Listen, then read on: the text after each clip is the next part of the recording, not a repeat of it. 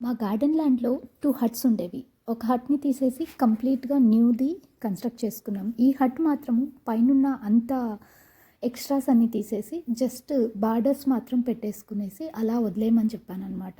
ఇది సొరకాయ పందిరేసుకునేకి ఉంటది అని చెప్పి నా ప్లాన్. ఎందుకంటే ఒక 3 ఇయర్స్‌గా సొరకాయ పందిరేస్తున్నాం కానీ ఏది కూడా దాన్ని శక్తిని ఆ సొరకాయల బరువుని తట్టుకొని నిలిచే అంత పందిరి మేము ఇంతవరకు స్టాండర్డ్‌ది చేసుకోలేకపోయాము. ఇది ఖచ్చితంగా ఉంటది అనిపించింది.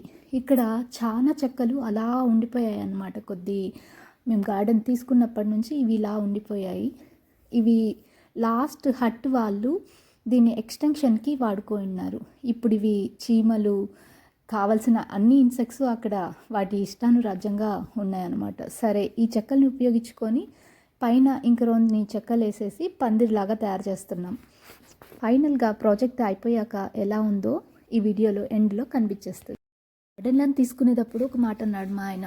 ఏంటంటే, ఇది నీకోసం తీసుకుంటున్నాను, నాకైతే టైం ఉండదు, ఖచ్చితంగా నువ్వు చేసుకోగలను అని నీకు విష్ ఉంటే మాత్రమే తీసుకుందాం, లేదంటే లేదు అన్నారు. కానీ నిజానికి గార్డెన్ ల్యాండ్ తీసుకున్నాక నాకంటే ఎక్కువ ప్లానింగ్లో హెల్ప్ చేసేది అండ్ పెద్ద పెద్ద పనులన్నీ తన నెత్తినేసుకొని చేసేదంతా మా ఆయనే. సో ఆయన లేకుండా ఈ పనులన్నీ జరిగే ఛాన్సే లేదు నాకు.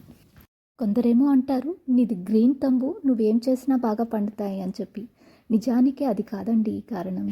మనకి స్ట్రాంగ్ అయిన ఫ్యామిలీ ఉండాలి, మంచి సపోర్ట్ ఉండాలి. అప్పుడు మనం ఏ రంగంలో అయినా ముందుకు రానిగలము అనేది ఖచ్చితంగా 100% నిజమండి. మీరు దీనికి అంగీకరిస్తారా? అంగీకరిస్తే మీ లైక్ ద్వారా మీ అంగీకారాన్ని చెప్పేసేయండి. ఇంకొక వీడియోలో మనం ఇంకొక విషయానికి తెలుసుకుందాం. అంతవరకు సెలవు. బాయ్.